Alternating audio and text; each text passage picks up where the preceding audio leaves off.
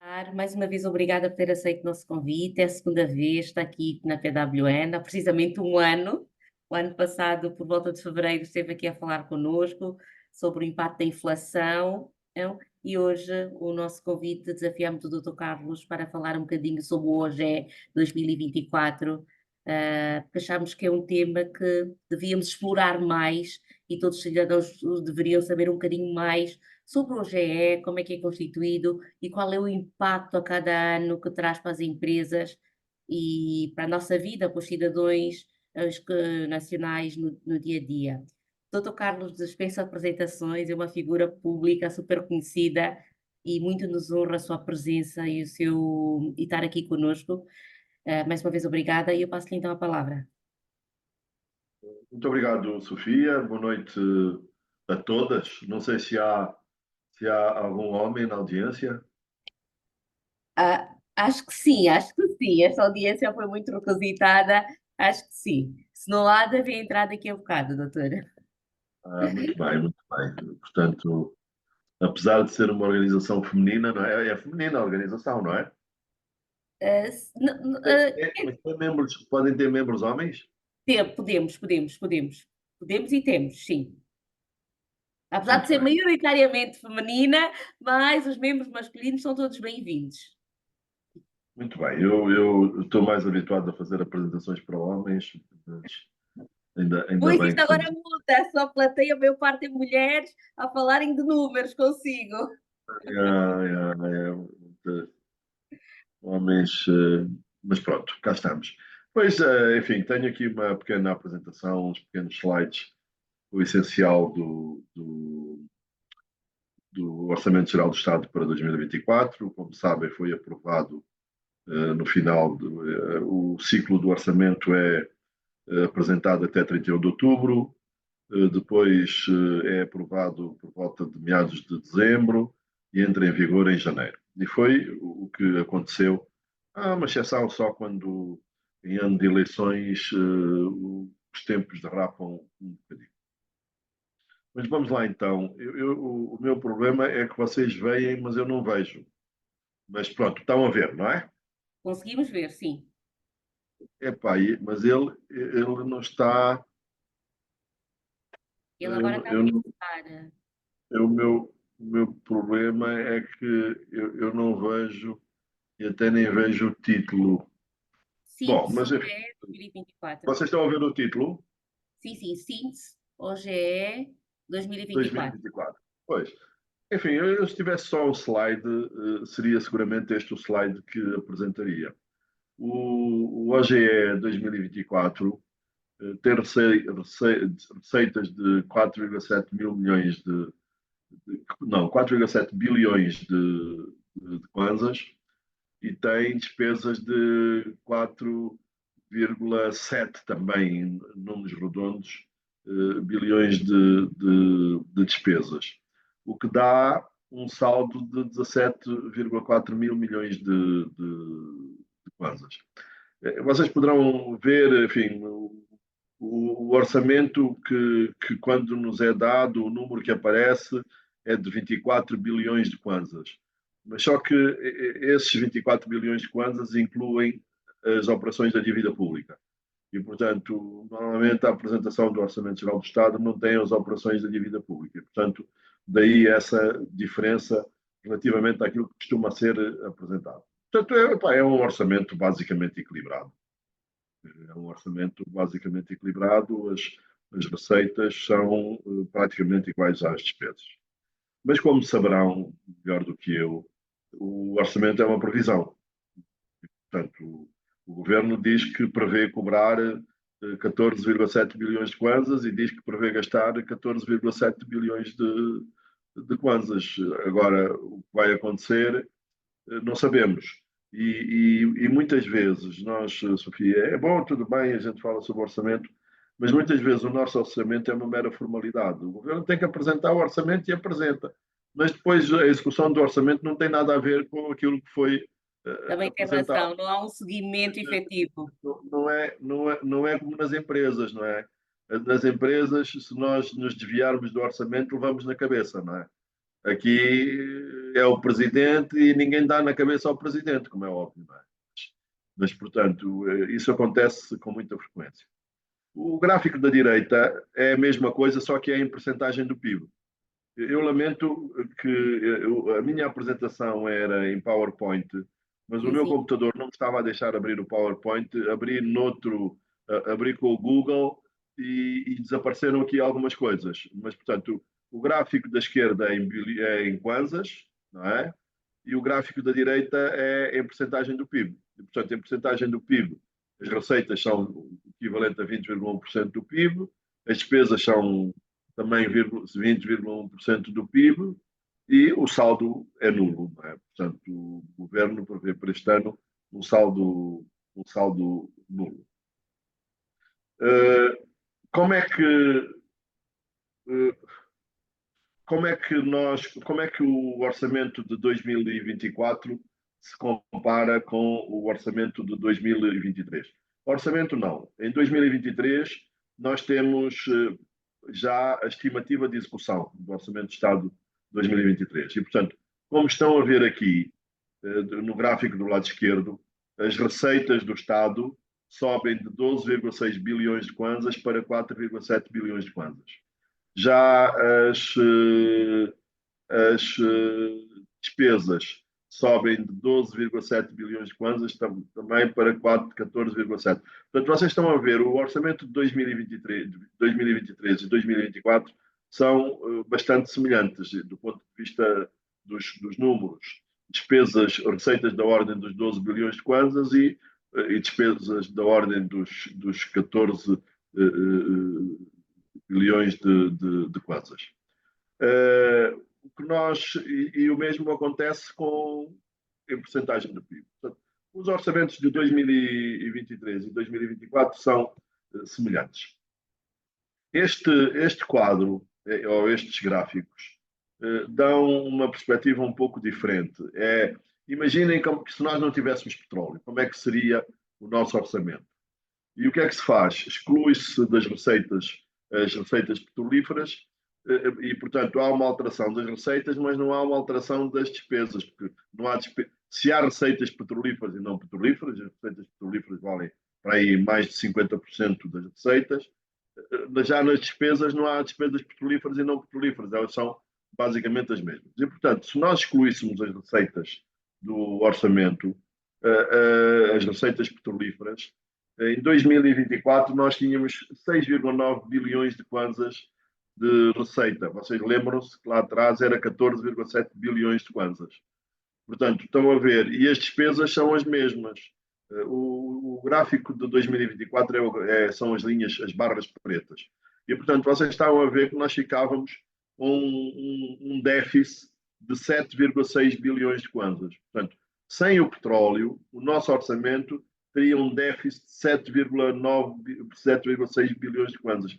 São à volta de 6, são à volta de 8 mil milhões de dólares ao câmbio atual. Portanto, vocês estão a ver, este déficit não era financiável.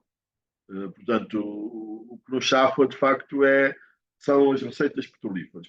Sem receitas petrolíferas, o nosso orçamento não era financiável.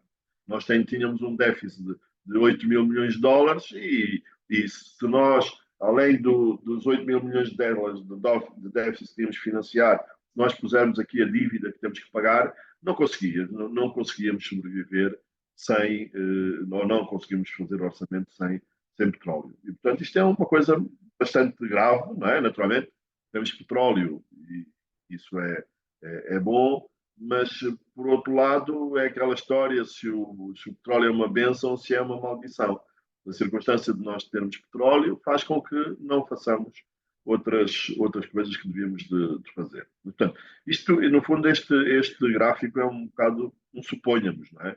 É uma situação que não existe, mas este é o exercício académico. Dizer, e se nós não tivéssemos petróleo, como é que seria? Se nós não tivéssemos petróleo, tínhamos um déficit de 8 mil milhões de dólares e não conseguíamos não conseguíamos financiar o Orçamento Geral do Estado. Se nós virmos isso em percentagem do PIB, 2024, que são as barras pretas, o gráfico do lado direito, as receitas são equivalentes a 12% do PIB não petrolífero, as despesas 25,2%, e, portanto, teríamos um déficit equivalente a 13,2% do PIB não petrolífero. Portanto, enfim, repito, não era financiável. Se não fosse o petróleo, nós não conseguíamos ter este orçamento. Outro problema que nós temos com a questão do orçamento e, sobretudo, dos orçamentos passados, é que nós temos um nível de endividamento muito, muito elevado. E estes gráficos dão-nos a dívida pública em bilhões de kwanzas, em 1.000 milhões de dólares e também em percentagem do PIB. O que é que nós estamos aqui a ver? Eu comparo e faço a dívida desde 2017 até 2023. Enfim, as datas não são por acaso, como sabem, coincidem com o mandato do presidente João Lourenço. Ele entrou em 2017. E o que é que eu, no primeiro gráfico, sugiro que vejam, sobretudo, a linha vermelha. A linha vermelha que está cá em baixo é a dívida em kwanzas. E vocês vejam, nós, em 2017, quando João Lourenço chegou, devíamos 6 bilhões de kwanzas e agora devemos 14,5 bilhões de kwanzas. Portanto, a dívida praticamente, não é praticamente, mais do que duplicou. Passou de 6 bilhões de kwanzas para 14,5 bilhões de kwanzas. Isto a dívida interna. Relativamente à dívida externa, eu aconselho a ver o segundo gráfico e a linha preta, aquela linha do meio. E verificamos que há um aumento da dívida de 44,7 mil milhões de dólares para 49,7 mil milhões de dólares. Portanto, há aqui um aumento da dívida em 5 mil milhões de dólares. Portanto, por é que eu estou a dizer isso? Em 1.000 milhões, a dívida externa.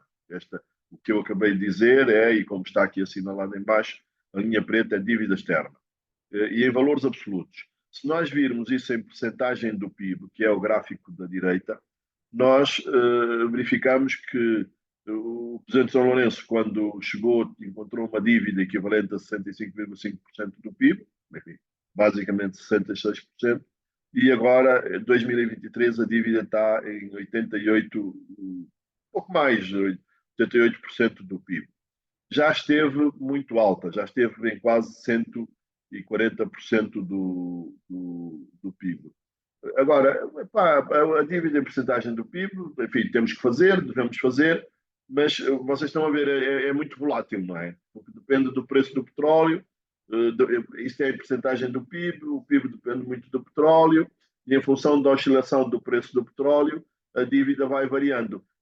Porque aqui dá uma ideia de enorme quebra, passa de 139 mil milhões, de 139% do PIB para 69% do PIB em 2022, mas isto deveu-se fundamentalmente à valorização do Kwanza. Como vocês saberão, Kwanza, o ano de 2022 foi um ano que o governo valorizou o Kwanza por causa das eleições. E isto tem um país que tem maioritariamente dívida externa, quando o Kwanza valoriza, significa dizer que a dívida, o nosso PIB em kwanzas, a dívida externa em kwanzas torna-se mais pequena. Mas, portanto, temos aqui um enorme problema com o endividamento. E esse enorme problema é visível aqui, por exemplo. Estas linhas, o que é que nós temos aqui? Nós temos aqui o serviço da dívida. O serviço da dívida, como saberão, é composto pelos juros da dívida pública e também pelas amortizações. E o que é que nós vemos? A linha vermelha é a linha de serviço da dívida. E nós verificamos aqui que em 2022, eu peço desculpa de não pôr 2024, mas o seguinte, eu dizia-vos há pouco, é uma previsão. E o que acontece é que o governo, em matéria de dívida, está sempre enganado. E, portanto, enfim, não ponho, mas digamos, a fotografia não é muito diferente daquela que está aqui. E, portanto, nós gastamos 46% mais ou menos do orçamento total, e aqui já é orçamento total, vai para a dívida. No orçamento para 2024, a percentagem é de 60%. Portanto, 60% do orçamento vai para o serviço da dívida, amortizações mais juros. E, portanto, por aí vocês veem que os graus de liberdade da política do governo são nenhuns. Quando se gasta 60%, e aí admito que estejam, que algumas sejam, na audiência estejam diretoras financeiras, como é o caso da Sofia, não é? Saberão isso muito bem. O serviço da dívida é juros e amortizações. Se vocês tiverem 60% do vosso orçamento afeto ao pagamento do serviço da dívida, enfim, sobra muito pouco dinheiro para outras coisas. E estas outras coisas para as quais sobra pouco dinheiro é o quê? São as despesas sociais, que é isto que revela este gráfico. Neste gráfico, eu comparo o serviço da dívida, que é a linha vermelha, com a despesa social. E o que é que vocês veem? O serviço da dívida a subir e a despesa social a descer. É aqui que está, já veremos à frente, mas é aqui que está a educação e a saúde. Portanto, em 2022, enquanto o serviço da dívida consumiu 46% do orçamento, nós só gastamos 22% do orçamento em despesa social.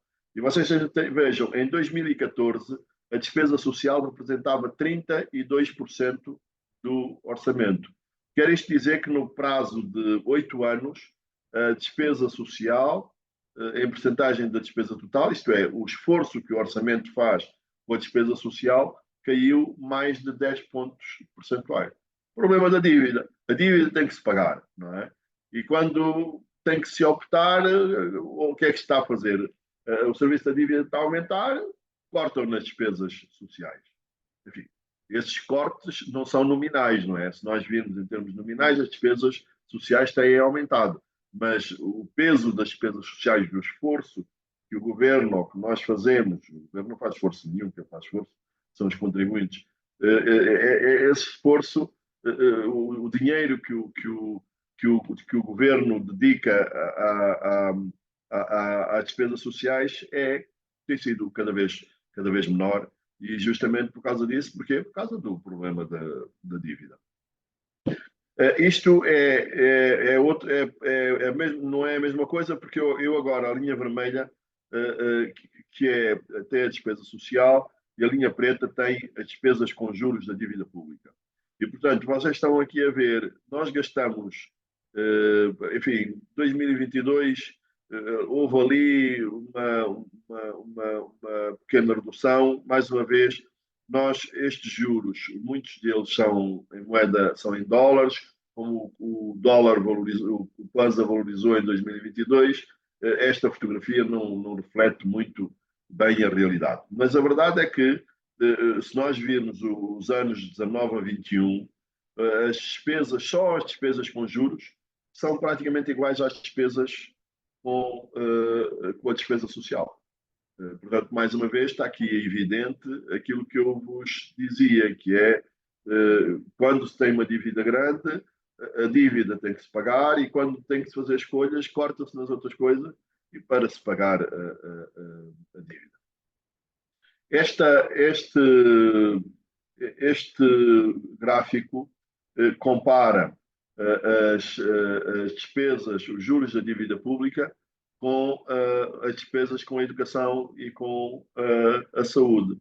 E aqui não há dúvidas. Nós gastamos mais com os juros da dívida pública do que gastamos com a educação e a saúde juntas.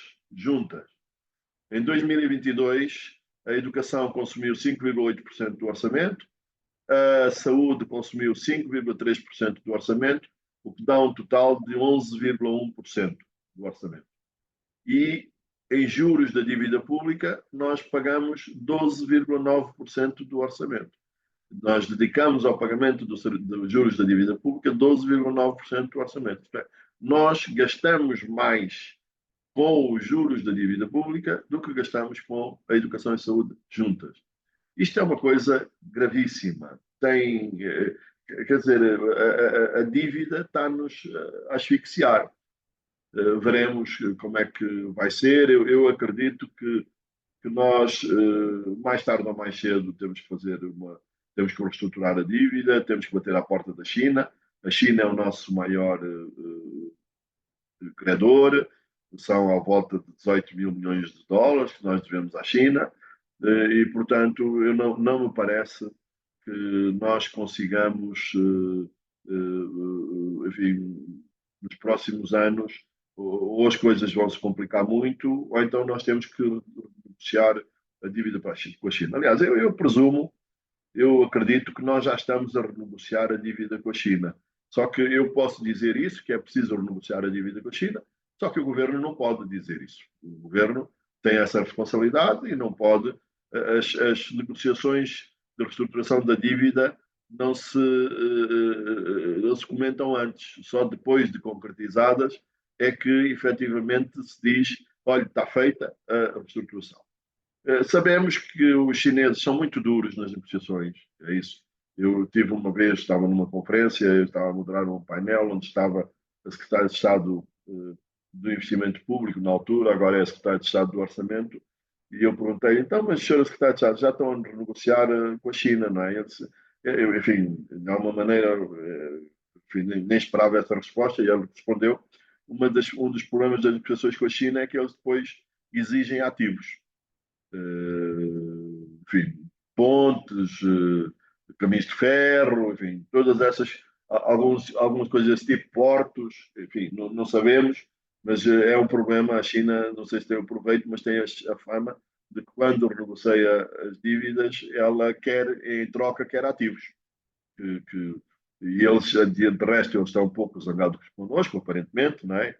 Oficialmente ninguém reconhece isso, mas a verdade é que nós não temos embaixador chinês há 5 ou 6 meses. Que não há embaixador chinês, não nomeiam um embaixador para cá, e eles dizem que é normal, que estão a escolher e tal, e isso coincide com o quê? Com a aproximação de Angola aos Estados Unidos, não é? E, portanto, enfim, pelo menos, como não há explicação oficial, há aqui margem para se especular um bocadinho e dizer que, eventualmente, o problema com a China está com ciúmes dos Estados Unidos, enfim, etc.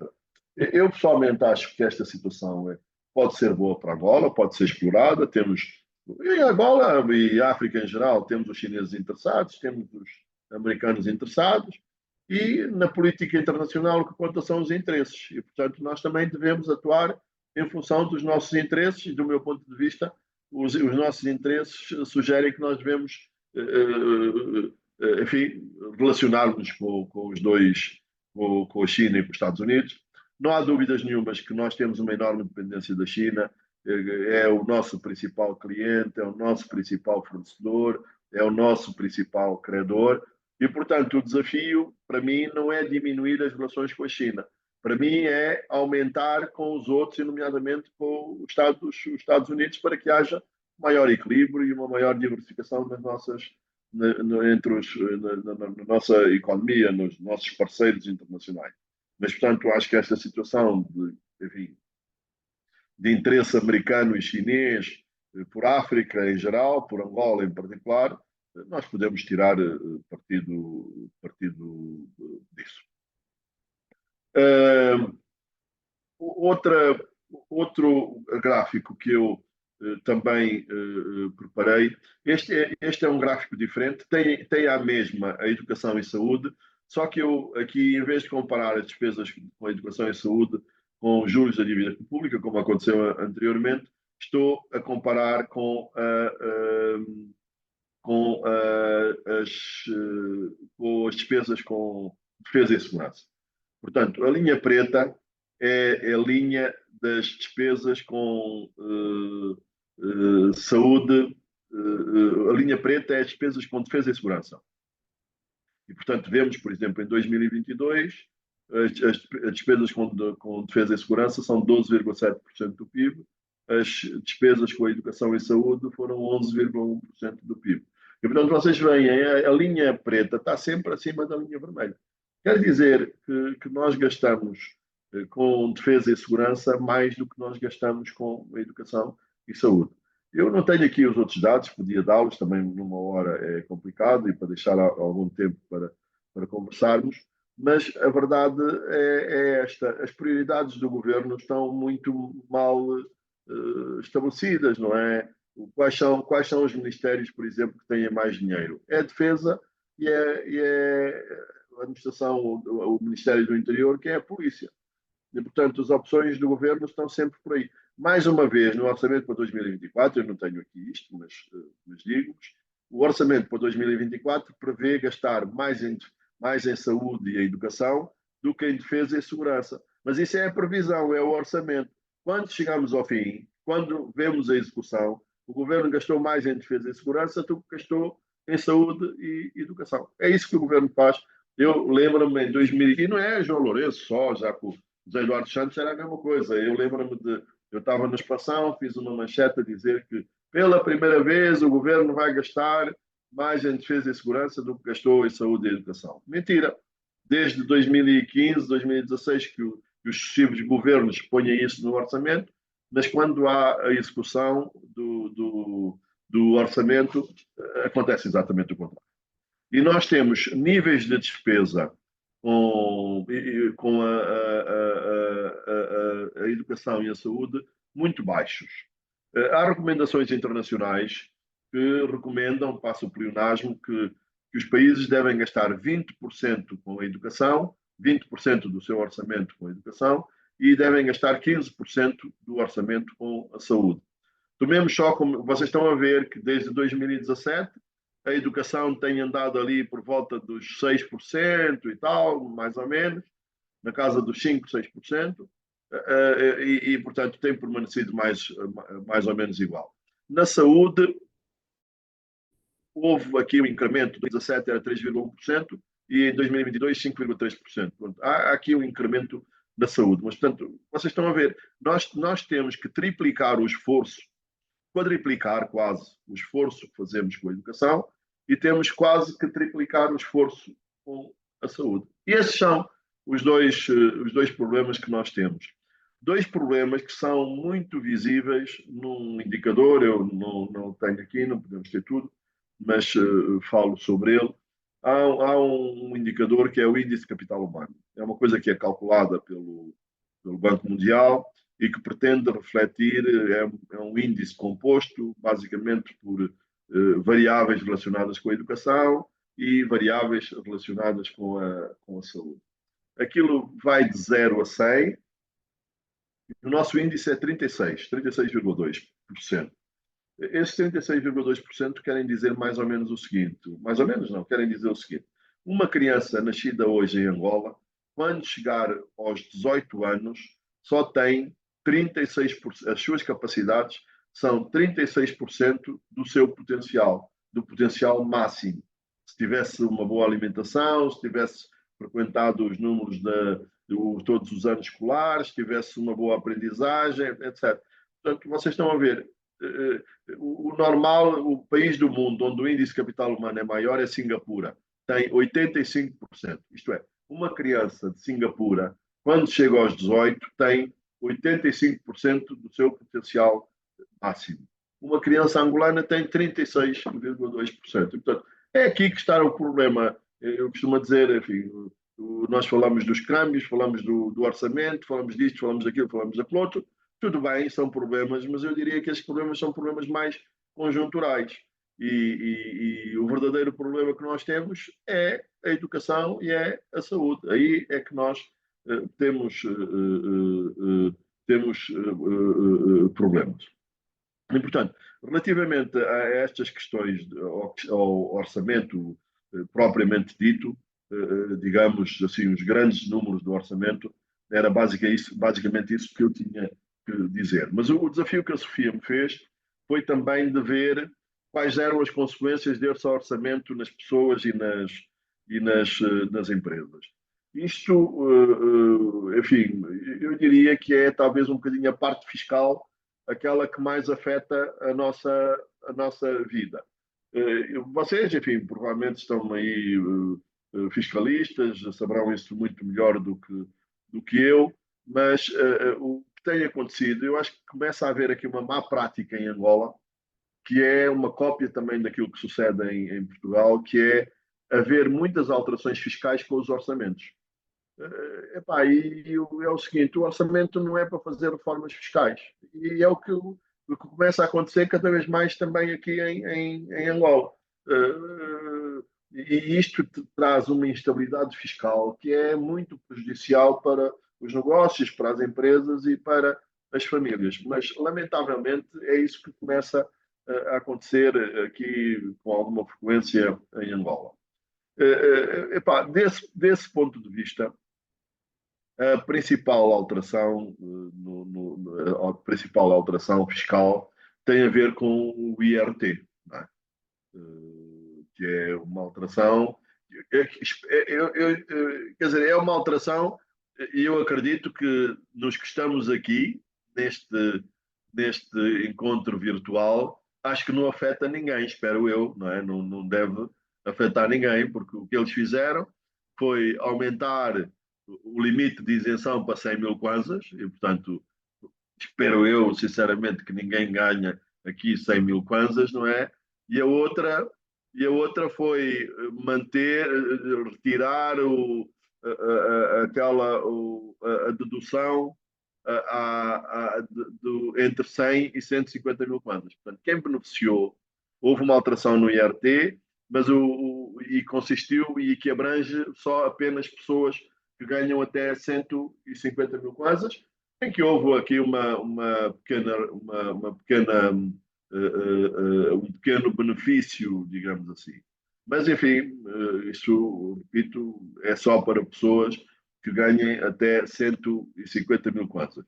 Porque, de resto, em matéria de IRT, o que devia de acontecer, e não acontece, infelizmente, era que nós temos uma inflação muito grande. E como temos uma inflação muito grande, os escalões de IRT deviam de ser ajustados todos os anos em função da inflação. Infelizmente, isso não acontece connosco. A outra alteração, e eu acho que essa é, sim, talvez a principal alteração do Orçamento Geral do Estado para 2024, é uma coisa que se calhar, isto sim, eventualmente afeta-nos a todos ou quase todos que estamos aqui, porque se não somos afetados pelo IRT, porque o IRT só beneficia os escalões mais baixos do rendimento, esta que eu estou a referir e que me quero referir é a operação, a contribuição especial sobre operações com o estrangeiro, não é? Em que temos que pagar 2,5% das operações. Inicialmente estava previsto 10%. Os senhores deputados, em boa hora, falaram com o governo, queriam eliminar a taxa, mas para os particulares, mas a verdade é que o melhor que conseguiram foi reduzir a taxa para 2,5%. Estamos a falar portanto, de todas as operações sobre o estrangeiro, com uma exceção. Isso não sei se sabem, mas é assim. Se nós, por exemplo, enfim, eu tenho dois filhos a morar fora, a estudar fora, se eu lhes mandar o dinheiro e eles pagarem a faculdade, eu pago 2,5% de contribuição especial. Se eu pagar diretamente à universidade, já não pago. Mas para isso, tenho que ter uma fatura da universidade, não é? E tenho que fazer a transferência diretamente para a conta da universidade. Se eu fizer isso, não pago contribuição especial. Se não fizer, tenho que pagar contribuição especial. Isto é válido também para as despesas com a saúde. Sim, espero que não, espero que ninguém tenha isso. Mas se alguém estiver doente, for para um hospital na África do Sul, por exemplo, se pagar do seu bolso, é sujeito à contribuição especial. Se fizer uma transferência para pagar.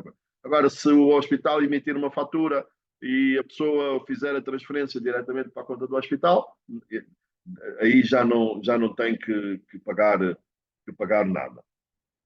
Eu, quando falei da questão do IRT, se calhar também devia ter falado, eu não sei se estamos aqui, nós somos um país de funcionários públicos, temos muitos funcionários na audiência, mas os funcionários públicos foram, eu acho que eu concordo com os sindicatos, o aumento de 5% é um insulto, não é? Quer dizer, e ainda por cima chamarem aumento, não é? Quer dizer, é uma coisa tremenda que, enfim, foram todos abrangidos, todos têm um aumento de 5%, mas a verdade é que este aumento, repito, os sindicatos dizem que é um insulto falar em aumento, e eu também acho que é um insulto falar em aumento, porque nós temos uma previsão de inflação para 2024, o governo diz que são 15,6%. O Banco Nacional de Angola diz que são 20%. Por exemplo, o Fundo Monetário Internacional diz que são 25,6%. Portanto, mesmo considerando a previsão de inflação do governo, estes 5% de aumento vão reduzir a perda de poder de compra, mas as pessoas nós vamos ficar todos mais pobres, não é? Enfim, não sei se estão aí, eu vou ficar, eu sou profissional liberal, sou freelancer, e, portanto, não coisa, mas mesmo, por exemplo, na comunicação social, praticamente não tem havido aumentos nos últimos anos. A comunicação social não tem tido aumentos nos últimos anos, o que significa dizer que há uma permanente perda de poder de compra. Eu estive a fazer umas contas sobre o salário mínimo desde 2000, do ano 2000. Hoje, o salário mínimo, considerando a inflação e os sucessivos aumentos do salário mínimo, hoje o salário mínimo, com um salário mínimo, hoje nós compramos 31% das coisas que comprávamos no ano 2000. Portanto, houve uma quebra de poder de compra do salário mínimo de 70%. É uma coisa verdadeiramente incrível. E, portanto, isto vai continuar. E qual é a consequência disso, sobretudo para as empresas? Não há economia sem poder de compra, não é? Não há, não existe. E, portanto, com os salários miseráveis que nós temos em Angola, não é? Estamos a falar enfim, com a desvalorização,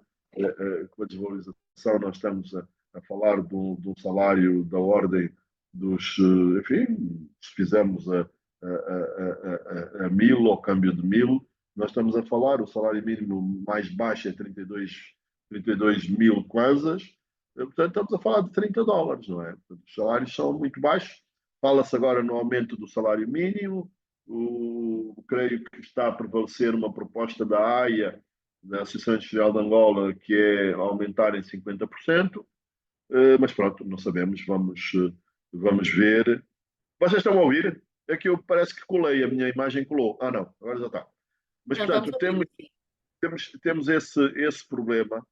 Uh, Agora, e temos outras coisas que não estão no orçamento, que eu acho que são, talvez, eventualmente as mais importantes, e que têm muito a ver com a nossa vida e que têm a ver com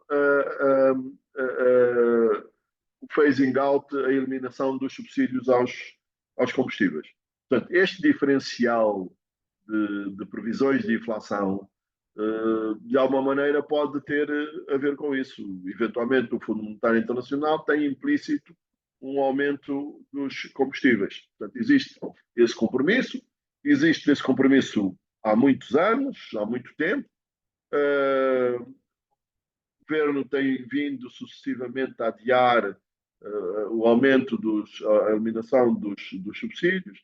Eu calculo que atualmente o preço não deverá andar muito longe dos 900 contas, seja para o gasóleo, seja para a gasolina, do ponto de vista de preço real, porque são essas os preços nos nossos vizinhos, na RDC, no Congo, na Namíbia, na Zâmbia, o preço anda à volta dos 900 kwanzas. Agora, se vamos ter essa surpresa desagradável, não sei. A mim dizem-me que umas fontes da polícia, as pessoas que eu conheço da polícia, diz que o governo já deu instruções à polícia para se preparar para reprimir manifestações depois do aumento dos combustíveis. Enfim, não sei, é uma especulação, mas eu acredito que é talvez a principal coisa que poderá acontecer, mas que não está no orçamento. Temos também problemas da energia, os preços da luz também estão muito baixos, nós pagamos cerca de um terço do custo da energia, a água também é a mesma coisa, os transportes também a mesma coisa. Agora também as telecomunicações, as empresas de telecomunicações têm sido impedidas de aumentar os preços. A Unitel daí a degradação dos serviços também, enfim, empresas como a Unitel. A Unitel em 2022 teve 35 mil milhões de kwanzas de lucro, isso dá a volta de 70 milhões de kwanzas de lucro, isso não é nada. Eu lembro, 70 milhões de kwanzas não, 70 milhões de dólares. Eu lembro-me em 2011, 2012, os lucros da Unitel eram mais do que os lucros de todos os bancos juntos. E, portanto, a Unitel não pode aumentar preços, está com problemas de. Eu não sei, até, eu não sei, estão aqui algumas pessoas que conhecem melhor essa área, até parece que já nem paga bem, não é? As financeiras e os financeiros que estão aqui é que podem confirmar ou infirmar esta informação de que a Unitel também já nem está a pagar bem. Mas pronto, é isso. Enfim, basicamente era isso que eu tinha para vos dizer e para partilhar convosco. Estou, obviamente, disponível para até ao final, trocarmos algumas impressões, enfim, responder a questões, o que quer que seja. Obrigada, Dr. Carlos. E, por favor, quem quiser pôr a primeira questão, esteja à vontade.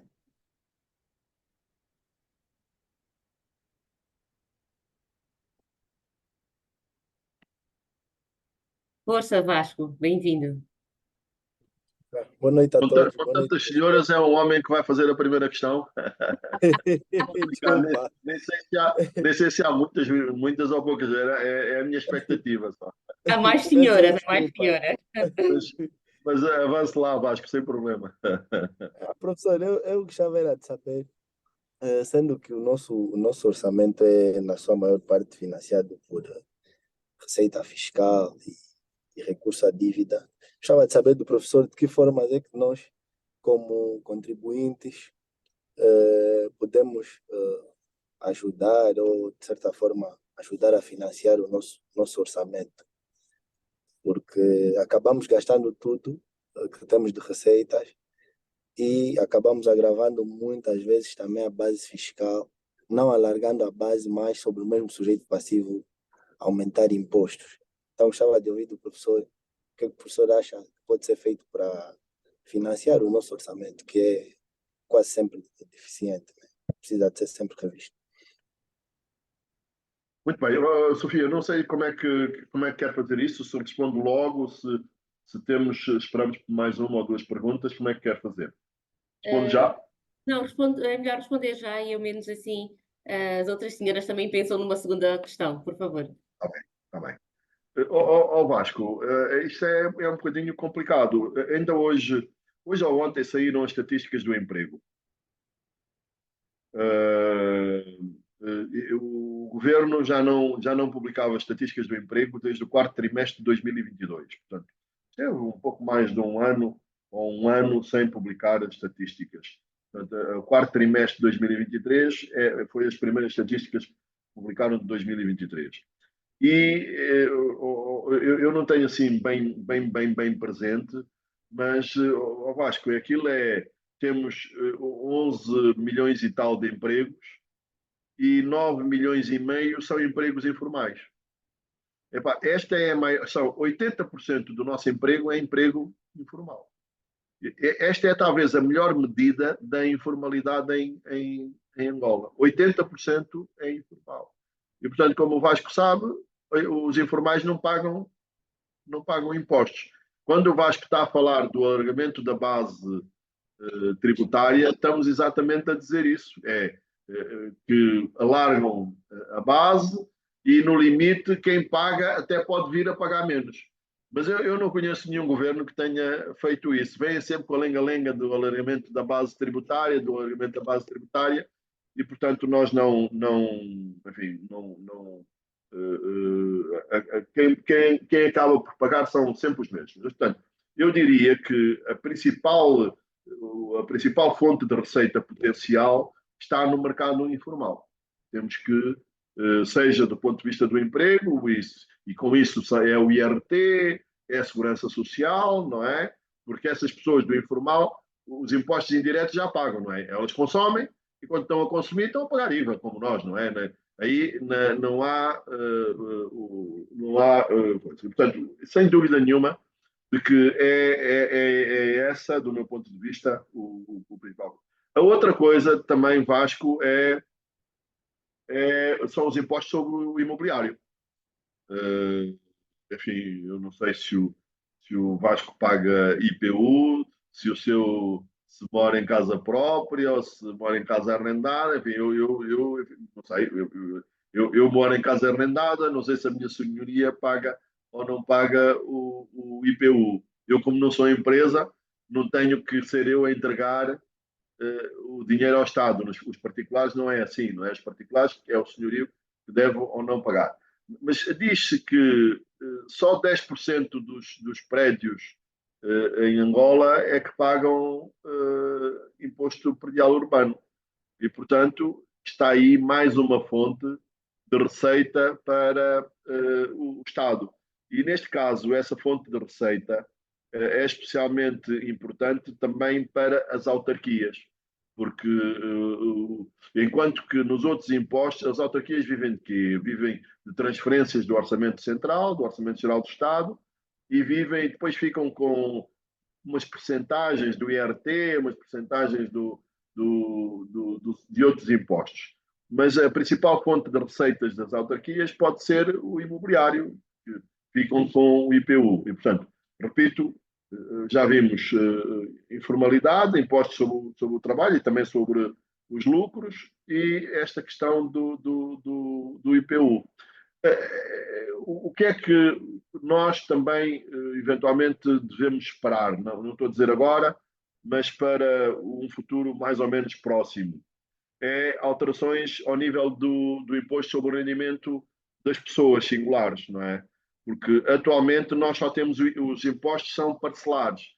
Nós pagamos IRT, se tivermos rendimentos de capitais, pagamos IAC, pagamos, enfim, são rendimentos parcelados e depois também não temos benefício nenhum, por exemplo, com as despesas com a educação.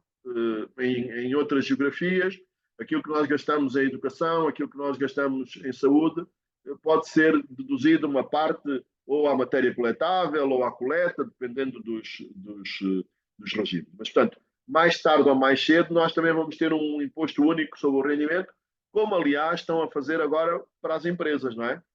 Estão a criar um imposto único para as empresas. E, portanto, não sei quando houver, não sei, porque por um lado, pode haver um agravamento, mas por outro lado também pode haver um desagravamento, porque haverá a possibilidade de deduzir, presumo eu, algumas despesas com saúde, algumas despesas com a educação. Porque do resto, em termos de nós, no IVA, existe uma. Agora se fala-se pouco, não é? Mas quando eu estudava, dizia-se uma coisa que era: os impostos são injustos. Os impostos indiretos, nomeadamente o IVA, são impostos injustos. Porquê? Porque elas incidem sobre o consumo. E quando nós vamos comprar uma coisa, o rico e o pobre pagam exatamente o mesmo imposto. E, portanto, desse ponto de vista, é uma coisa injusta, enquanto o imposto sobre o rendimento é progressivo em função, em função dos rendimentos.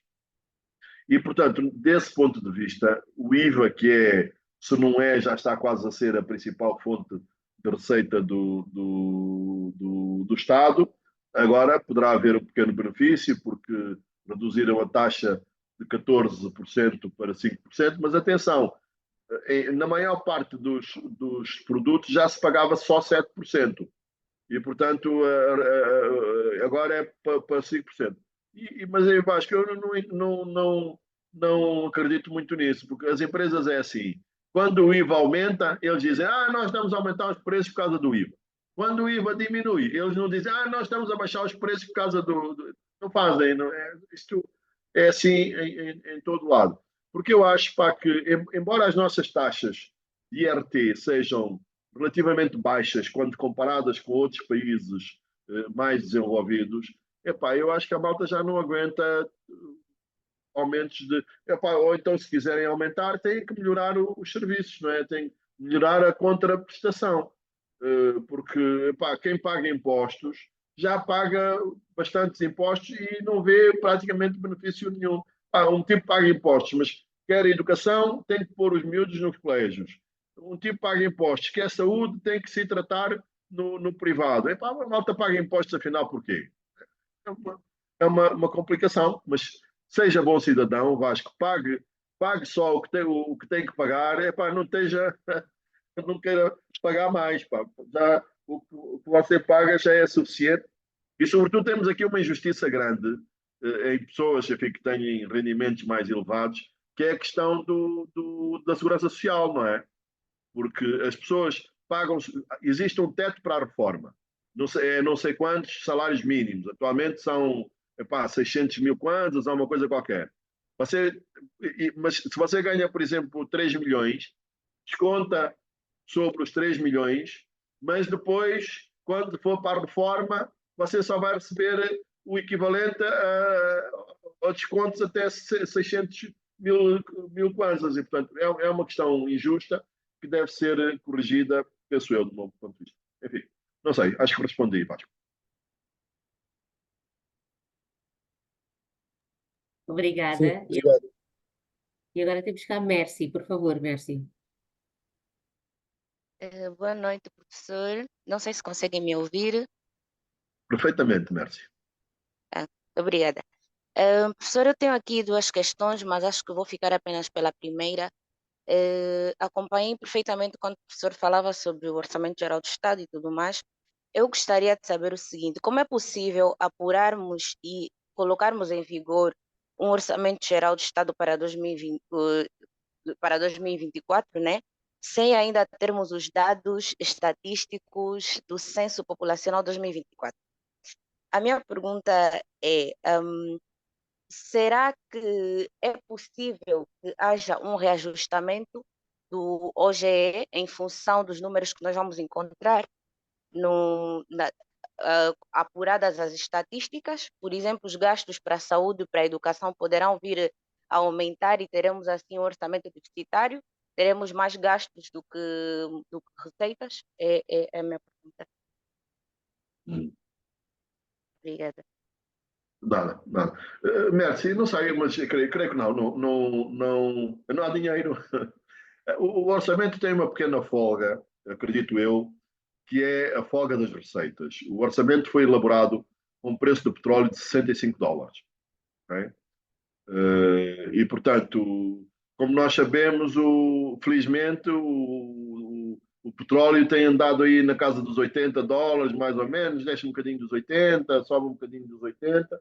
E, portanto, isto significa dizer que nós vamos ter mais receitas de petróleo do que se prevê, e, portanto, temos ali provavelmente uma pequena almofada, se é que se pode dizer isso, nós não sabemos, ainda estamos no início do ano e, portanto, não sabemos, mas tudo indica que, enfim, não se prevê que o petróleo deixe. Agora, relativamente ao censo, não me parece, enfim, supostamente não há este automatismo, não é? Se o orçamento der mais população, então tem que se aumentar os gastos com a saúde, os gastos com a educação. Aqui gasta-se o que se tem. Não me parece que isto tenha qualquer implicação. De resto, Merci, eu creio que nós não saberemos ainda este ano os resultados do censo, não é? Só eventualmente os resultados serão publicados. Eu não sei qual é que é quando é que vai decorrer o censo, mas o censo é um bocadinho como as eleições, não se deve fazer no tempo das chuvas, não é? Tem que ser no cacimbo, por causa da mobilidade, dos inquiridores e todas essas coisas. Mas não vejo nenhuma relação, Merci, entre uma coisa e outra. Eu acredito que somos mais do que dizem, não é? Há previsões, eu costumo basear-me a uma coisa do Instituto Nacional de Estatística, que diz que somos a 34, 35 milhões atualmente, de 23, 24. Por exemplo, os dados da ONU dão uma população superior e, portanto, acredito que sim, que vamos ter, mas não, isso não terá qualquer implicação, imagino, no Orçamento Geral do Estado para 2024.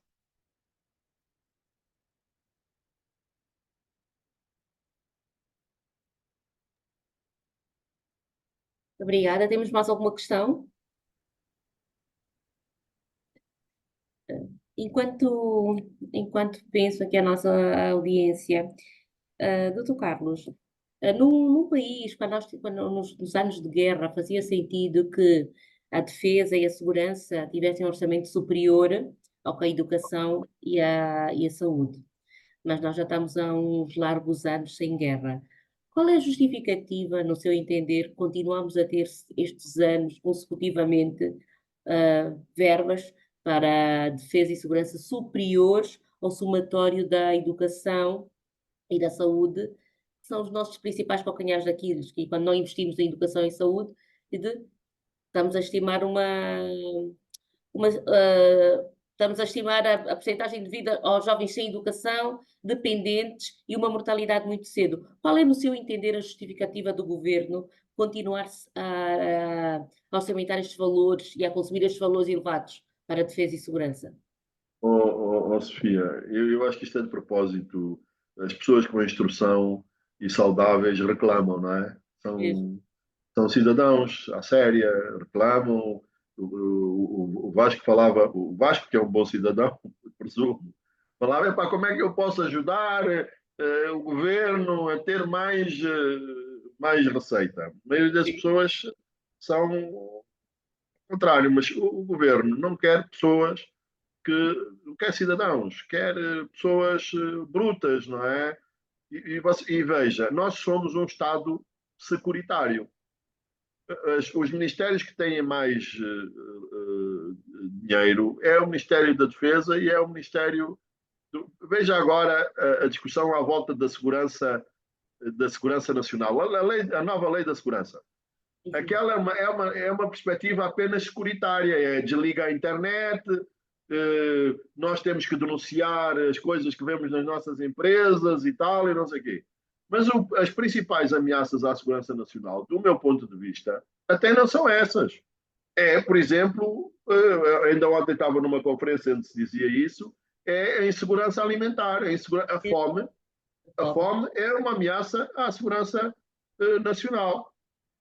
Vocês acompanharam, enfim, seguramente acompanhamos todos, esta coisa dos 500 kwanzas da refeição, não é? É verdade. Uma família de 8 é o seguinte, Sofia, eu acredito que aquela família faça uma refeição por 500 kwanzas porque não tem outra coisa, não tem mais, não é? Nós até se ela tivesse só 300 kwanzas, só podia gastar 300 kwanzas na refeição. Agora, o que ela come com 300 kwanzas ou com 500 kwanzas não lhe dá, não ingere as calorias que são necessárias para ter uma vida normal, ativa, saudável. Eu comentei sobre isso hoje, fui ver. Nós temos, Sofia, 7,4 milhões de pessoas, 7,4 milhões de pessoas subnutridas, com fome, que vão todos os dias para a cama com fome. Isto não é uma ameaça à segurança nacional? Claro que é. Sofia, se você. Isto são as pessoas com fome. A subnutrição é subnutrição severa e depois subnutrição moderada. Isto é, também pessoas que numa base regular não ingerem as calorias necessárias. Sabe quantas pessoas nós temos nestas circunstâncias? Quase 20, não sei se é 27, se é 27 milhões de pessoas. Portanto, 27 milhões de angolanos não se alimentam convenientemente. Isto é ou não uma ameaça à segurança nacional? Muito pior do que as outras. Esse problema que está a mencionar da educação, não é? Da falta de investimento na educação, o baixo índice de capital humano é ou não é eu diria que é a principal ameaça à segurança nacional, é o baixo índice de capital humano que nós temos. Mas o que eu vejo e o que eu percebo do governo é segurança para eles é armas, é polícia, é militares e veja, Sofia, outra coisa que é, aparentemente, eu não sei se gastamos muito ou pouco dinheiro. O que eu sei é que gastamos mais em defesa e segurança do que em educação e saúde.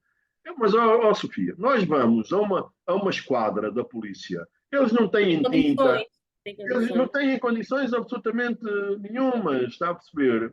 Eu tive uma pessoa amiga que foi para a polícia, não faz ideia o que ela contava, não têm comida, está a perceber? Não lhes dão comida Nós agora, à moda, eu não sei se aconteceu consigo, já aconteceu comigo, acontece com outras pessoas, os polícias mandam-nos parar. A gente pensa até que querem alguma coisa, que eu pedi o documento, Querem não, dinheiro do tráfico, alguma coisa, não é? querem pedir dinheiro para se alimentarem, está a perceber?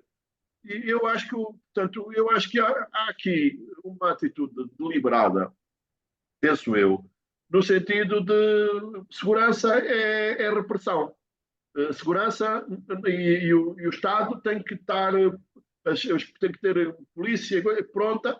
Vimos o que é que aconteceu a seguir às eleições, por exemplo, não é? Com todo aquele aparato na rua, e portanto, mas infelizmente, mas é o seguinte, Sofia, a narrativa está correta, não é?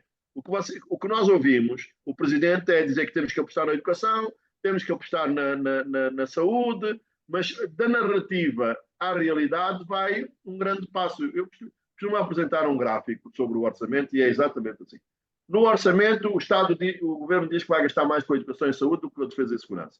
Mas depois, na execução, acontece exatamente o contrário. Epá, se isto não é uma atitude deliberada, é o quê? Não encontro outra explicação. Nós, quanto mais educados, quanto mais instruídos, pior para certos governantes, pelo menos, não é? Claro, claro, tem toda a razão.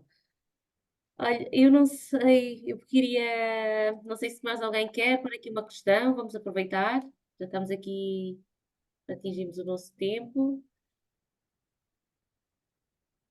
Eu acho que já não há questões, o doutor foi muito explícito. Para terminar, eu queria que deixasse aqui uma frase, nós pedimos sempre aos nossos convidados uma frase, uma palavra, algo que o defina e que gosta de falar constantemente, doutor. Qual é o seu conselho? Quer dizer, a minha preocupação relativamente ao país é esta, é a preocupação com a educação e com a saúde. Eu costumo dizer, no meu 100 macas tenho um jingle e eu digo, e o que vem no jingle é essa apresentação do programa, que é o nosso problema. Nós estamos a falar sempre dos câmbios, estamos a falar do orçamento agora, etc. Mas, Sofia, esse não é o nosso problema. O nosso problema é educação e saúde. E Eu vim saúde para é cá em 2008, eu vim para cá em 2008 e na altura, 2008, 2009, veio cá o Paul Krugman, o Nobel da Economia. E convidaram-me, eu fui fazer também uma apresentação por ocasião, houve uma conferência, um seminário, etc. E a terminar a minha apresentação, tinha quais eram os desafios para o futuro. E eu pus educação, educação, educação, educação. E é isto, quer dizer, o nosso problema é a educação e a saúde. O nosso problema não são os câmbios, não é o orçamento, não são os combustíveis, não é nada disso. Mesmo o problema da fome, não é? É um problema da educação. a Nós, educação, é verdade. se nós tivermos pessoas educadas, nós vamos resolver esses problemas todos. Agora, sem pessoas educadas, é impossível resolver os problemas que nós temos. E, portanto, a minha frase é, de facto, essa. O nosso Bem, problema é a educação e a saúde. é, porque com a educação e com a saúde nós resolvemos a maior parte Tudo, dos nossos problemas, é. tudo. É. Nós damos a volta a tudo e é impressionante. E nós que trabalhamos em empresas sabemos disso, não é? Muitas vezes. As pessoas saem das universidades com um certificado, mas sem competências, não é? Isso é a grande doença que temos neste momento. Temos muitos universitários, mas eles não têm, Não têm o temos diploma. podemos ter muitos, mas não os suficientes, são pouquíssimos, não é? Para as nossas necessidades. Mas a maior parte das pessoas não vem com as competências. As empresas têm que fazer o papel das universidades. Durante 6 meses, um ano, estão a ensinar às pessoas coisas que supostamente elas deveriam saber e infelizmente é isso que nós temos. E veja, e outro problema que nós também temos é o seguinte: nós temos problemas que são, mas que não são. O caso da natalidade. Sim. Nós temos um problema, nós não temos economia para o crescimento da nossa população, porque a nossa economia cresce, em média tem crescido menos de 3% e a população aumenta 3% ao ano. Mas, Sofia, qual é o problema? É qual? Nós precisamos de mais pessoas. A Nigéria tem 230 milhões, não é? E é mais pequena do que Angola. Portanto, você vai ao Mochico, não encontra lá ninguém, não é? Portanto, nós precisamos de mais pessoas, mas não temos economia para a taxa de natalidade. Este é outro problema que não é discutido e que tem que ser discutido. Eu não sou adepto de coisas à China, dizer um filho. Não. Eu acho que a primeira coisa é a informação. Quem é que tem mais filhos? São as pessoas desinformadas, não é? Mais uma vez, educação, não é? Educação. As meninas pensam que se tomarem contraceptivos já não vão ter mais filhos. Quer dizer, isto é o quê? É falta de conhecimento, é falta de informação. E, portanto, são estas coisas que a gente vai. Estas coisas que supostamente são básicas, mas que têm que ser resolvidas. Mas, Sofia, isto tem uma coisa comum. Nós vamos sempre bater na educação. É verdade, viram o disco e toca a mesma música. A educação é a chave do futuro, porque quanto mais as pessoas têm maior competências, mais conseguem gerir e prevenir de tudo. Então a chave mesmo é a educação. Doutor Carlos, muito obrigado pela disponibilidade, foi mais um Obrigado, eu prazer. também. Nós aprendemos sempre muito quando está aqui. Espero também que tenha gostado de estar este momento aqui connosco. Aprendemos sempre todos, uns com os outros. Obrigada e até uma próxima. Muito obrigada. Obrigada a todos os Muito presentes. obrigado. Boa noite a todos. Feliz Boa noite. noite. Bom Feliz noite apetite e ao jantar. obrigada. Obrigado.